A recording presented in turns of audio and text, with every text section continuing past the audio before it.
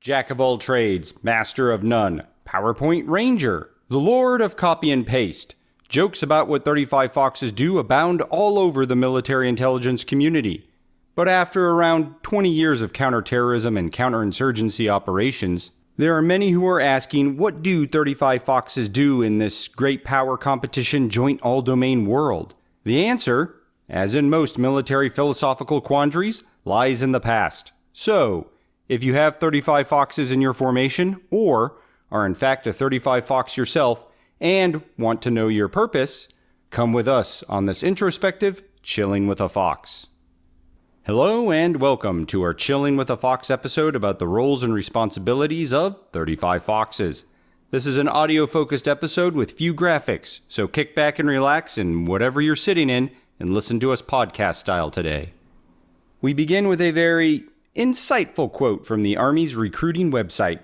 35 Fox, Intelligence Analyst.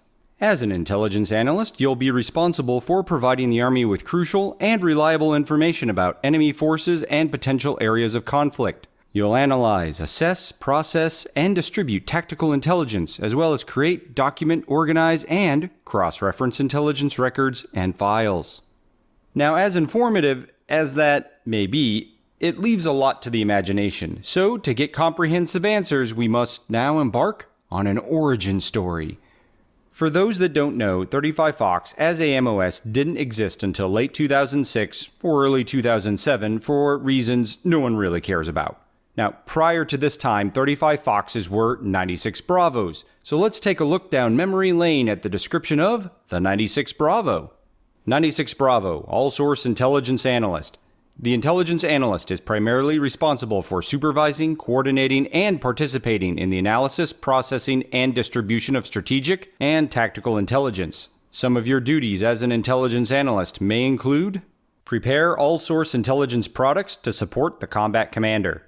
Assist in establishing and maintaining systemic cross-referenced intelligence records and files. Receive and process incoming reports and messages. Assist in determining significance and reliability of incoming information. Assist in integrating incoming information with current intelligence holdings.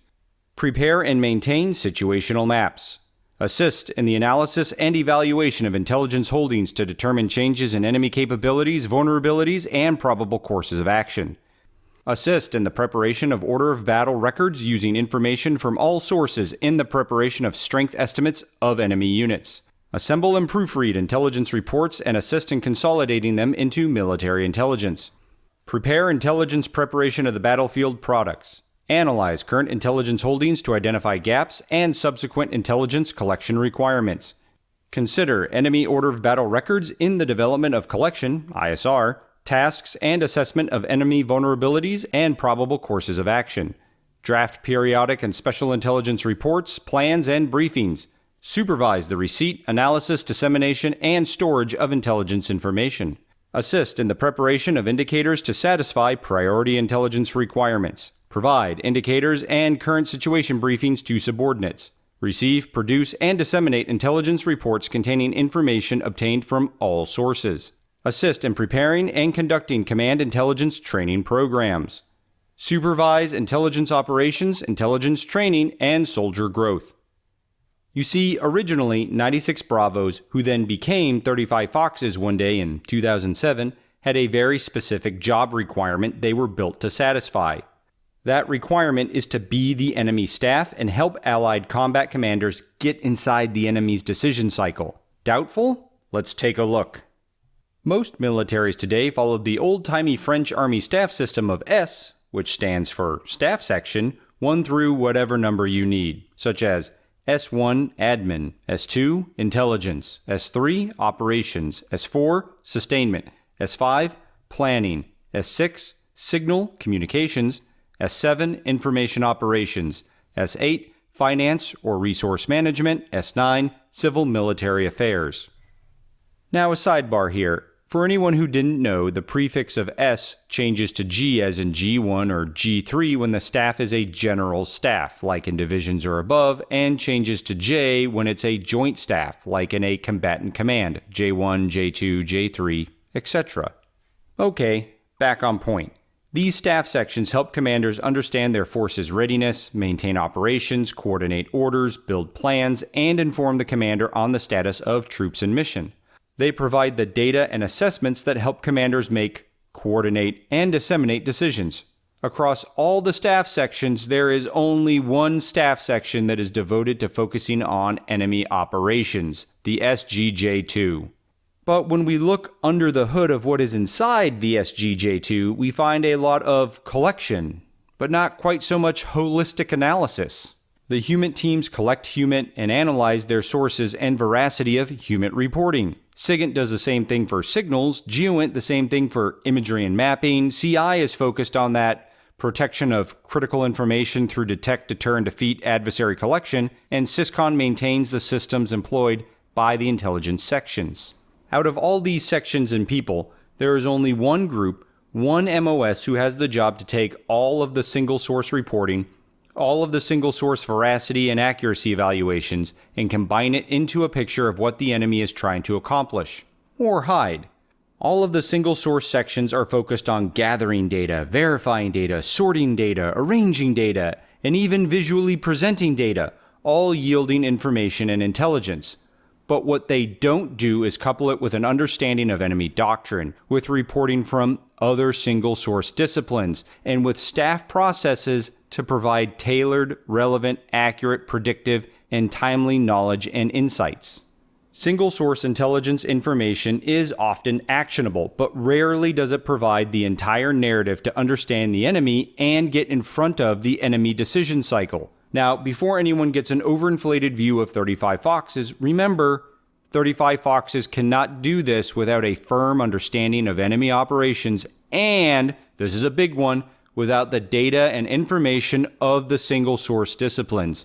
Anybody can make up a story, but few can present an accurate story. So few, in fact, that famed military theorist General Karl von Clausewitz wrote, "Many intelligence reports in war are contradictory. Even more are false, and most are uncertain. In short, most intelligence is false." You see, during the Napoleonic Wars of the early 1800s, Prussian for those history buffs out there, General von Clausewitz served in many armies who fought against the French. Armies where intelligence was not compiled or vetted, and where many analysts filled in information gaps with their own assumptions and biases, leading to a string of losses before Napoleon was finally defeated at Waterloo in 1815. The lesson here is single source reporting combined with trained 35 Foxes? Good. Single source reporting by itself? Perilous. All source story making by itself? Treacherous. But if we now have a firm understanding that all source means to take reporting from all single source disciplines and form a consolidated picture of enemy operations and deception, how does that have anything to do with emulating an enemy commander's staff?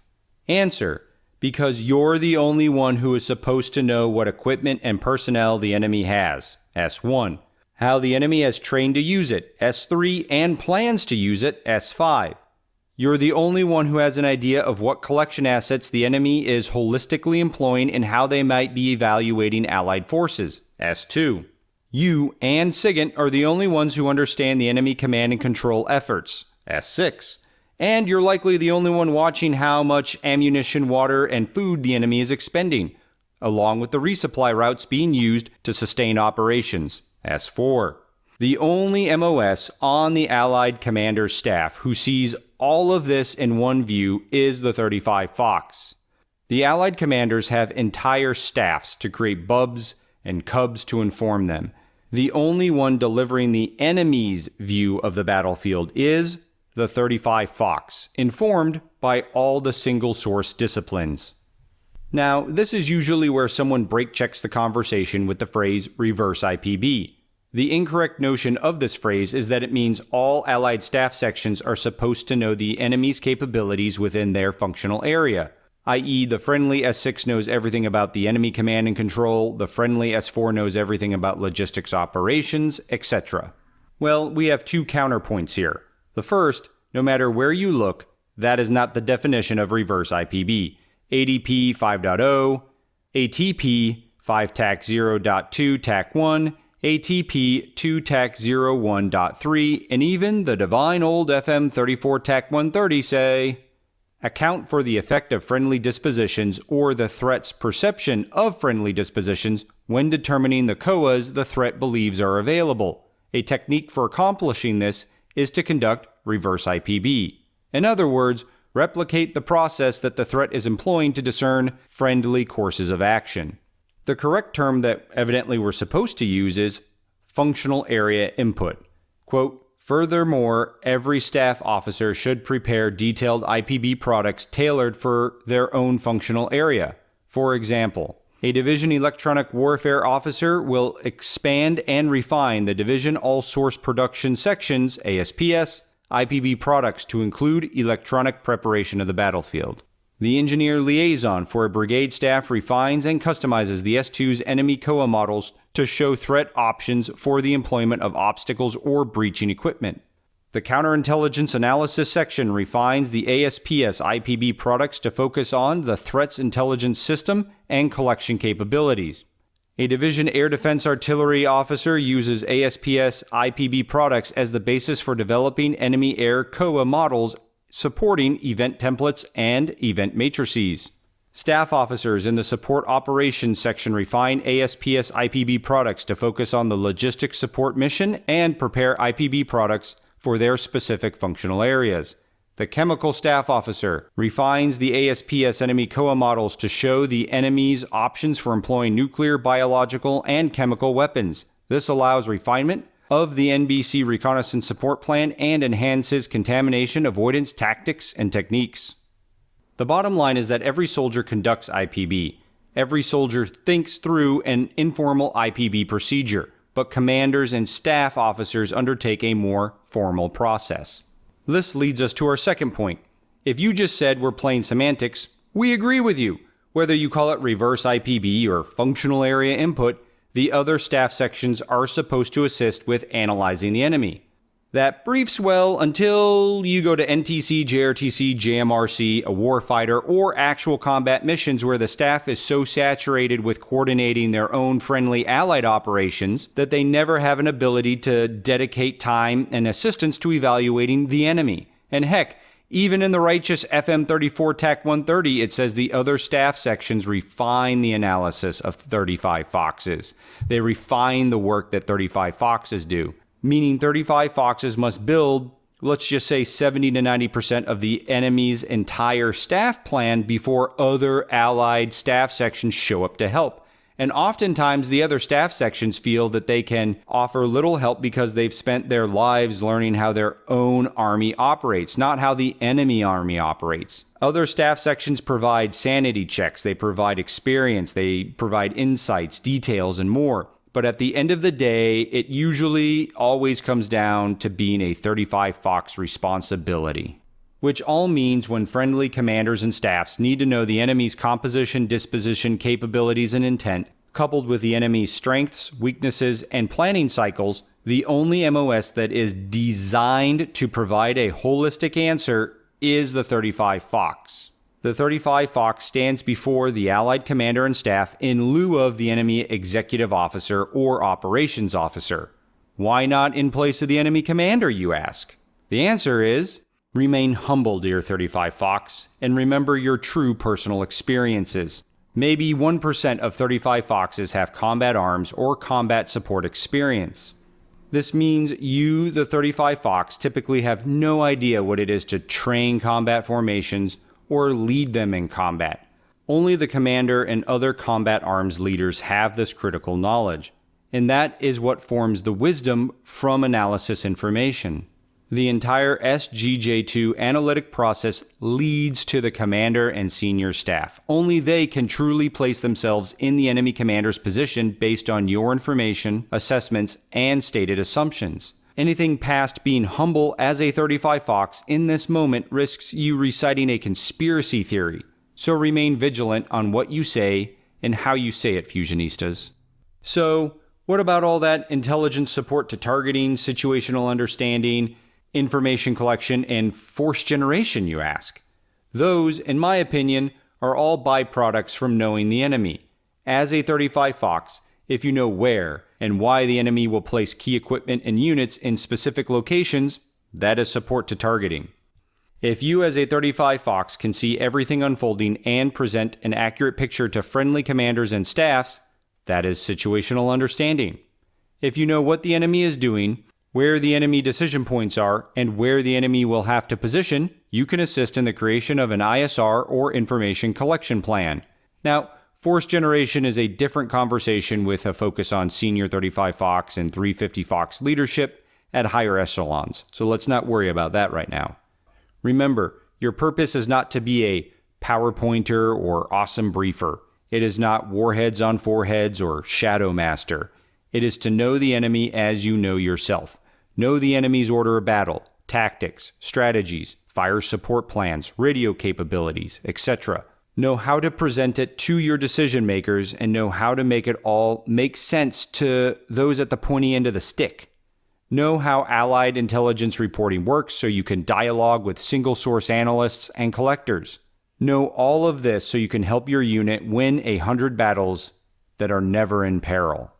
In our next episode, we return to the A2AD tree and information operations. Until then, take care and God bless.